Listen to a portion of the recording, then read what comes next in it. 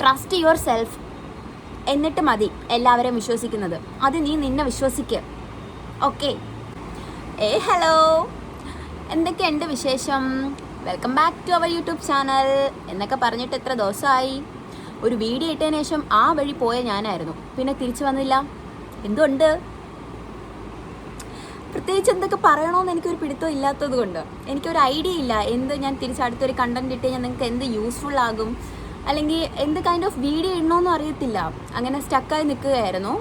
So again എനിക്കൊരു thought വന്നു. എനിക്ക് ഒരുപാട് DMs ആയാലും കുട്ടികൾ എനിക്ക് മെസ്സേജ് ഇടുന്നുണ്ടായിരുന്നു, ചേച്ചി എങ്ങനെ വെയിറ്റ് കുറച്ചേന്ന്.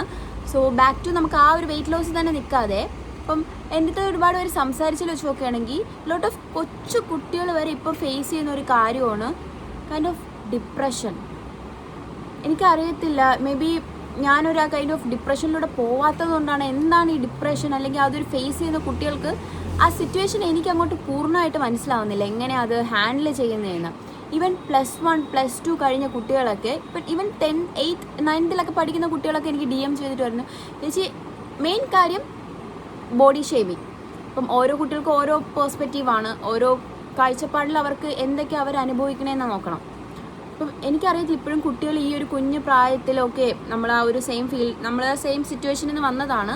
എന്നിരുന്നാൽ പോലും ഇത് കൈൻഡ് ഓഫ് ഒരു എന്ത് പറയാൻ, എനിക്കറിയാം ഇപ്പം നമുക്ക് സോഷ്യൽ മീഡിയ ആയാലും ഫോൺ ഹാൻഡ്ലിങ് നമ്മളൊക്കെ ടൈമിൽ അത്ര ഏജല്ല, ബട്ട് എങ്കിലും ആ ഒരു ടൈം കാലത്ത് നമുക്ക് അധികം ഫോൺ യൂസിങ് ആൻഡ്രോയിഡ് ഫോൺസ് ഒന്നും അധികം ഇല്ലായിരുന്നു. കീബോർഡ് ഫാൻസ്, അതുപോലെ തന്നെ TV, സീരിയൽസ്, ഷോസ്, അതിലൊക്കെ നിൽക്കുന്ന ആൾക്കാർ കൈൻഡ് ഓഫ് നമ്മൾ. ഇപ്പോഴാണ് എല്ലാ കൊച്ചുകുട്ടികളും ഉൾപ്പെടെ ഫോണിൽ അഡിക്റ്റ് ആയതും ഓരോരുത്തരും ഓരോ വീഡിയോസ് കണ്ടിട്ടാണെങ്കിലും, അല്ലെങ്കിൽ എന്ത് കൈൻഡ് ഓഫ് കുട്ടികൾക്ക് അത് ഫേസ് ചെയ്യാൻ പറ്റാത്തൊരു സിറ്റുവേഷൻ.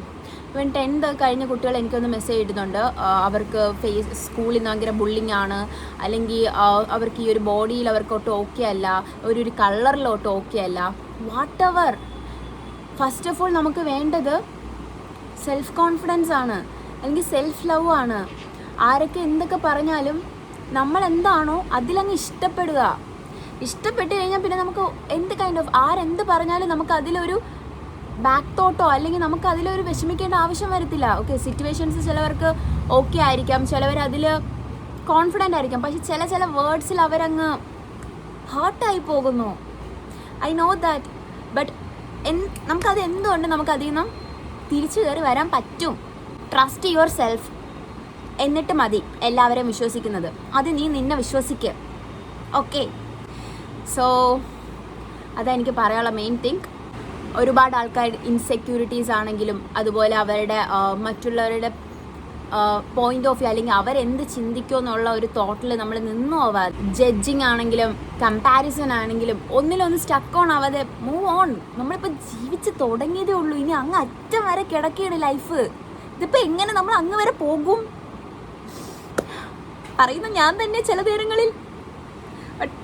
ലൈഫ് നമുക്കറിയത്തില്ല. ഓക്കെ, ബട്ട് ഇനിയും ജീവിക്കാൻ ലൈഫുണ്ട്. ഒന്നിനെയും കൊണ്ട് നമ്മൾ വിഷമിച്ച് നമ്മൾ ലൈഫ് അങ്ങ് തീർത്ത് കളയേണ്ട. ഒരൊറ്റ ലൈഫേ കിട്ടത്തുള്ളൂ. അടുത്ത ജന്മത്തിലൊക്കെ വരുമോ ഇല്ലേ എന്നൊക്കെ ആർക്കറിയാം. അതുകൊണ്ട് ഉള്ള ജന്മം, ഉള്ള ലൈഫ് ഹാപ്പി ആയിട്ട് പോവുക. കുറച്ച് സാഡൊക്കെ വരും, അതൊക്കെ കളയുക, ദെൻ മൂവ് ഓൺ ചെയ്യുക. ഒരു ഡൗൺ ഉണ്ടെങ്കിൽ ഒരു അപ്സും ഉണ്ടാകും, പക്ഷെ അത് എപ്പോഴാണെന്ന് വരും. വിശ്വസിക്കുക, ട്രൈ ചെയ്യ്, ഒന്നിലും വീണു പോവാതിരിക്കുക. സോ ഇപ്പോൾ കാണുന്ന ടെമ്പററി ഹാപ്പിനെസ് ഒക്കെ, അതൊക്കെ ഒരു ടെമ്പററി ആയിട്ട് വിശ്വസിച്ചിട്ട് ലൈഫ് ലോങ് കിട്ടുന്ന ഒരു ഹാപ്പിനെസ്സിലോട്ട് തേടി പോവുക. അത് നമുക്ക് ഡെഫിനറ്റ്ലി നമുക്ക് വരും. ഓക്കെ, ടേക്ക് ടൈം, നല്ലോണം സമയം എടുക്കുക. എല്ലാ പ്രോബ്ലംസും സോൾവ് ആവും. എല്ലാവരും ഹാപ്പി ആയിട്ടിരിക്കുക. ഓക്കെ ആവും. നമുക്ക് പ്രശ്നങ്ങൾ തീർക്കാൻ പറ്റാത്ത പ്രശ്നങ്ങളൊന്നും ഇല്ല ലോകത്ത്. എന്തൊക്കെ തെറ്റുണ്ടായിട്ടുണ്ടെങ്കിലും, എന്തൊക്കെ സംഭവങ്ങൾ ബാഡായിട്ട് നടന്നിട്ടുണ്ടെങ്കിലും അതിനൊക്കെ ഒരു ഹാപ്പി എൻഡിങ് ഉണ്ടാകും. ഓക്കെ, അപ്പോൾ ഓക്കേടാ, ടാറ്റാ.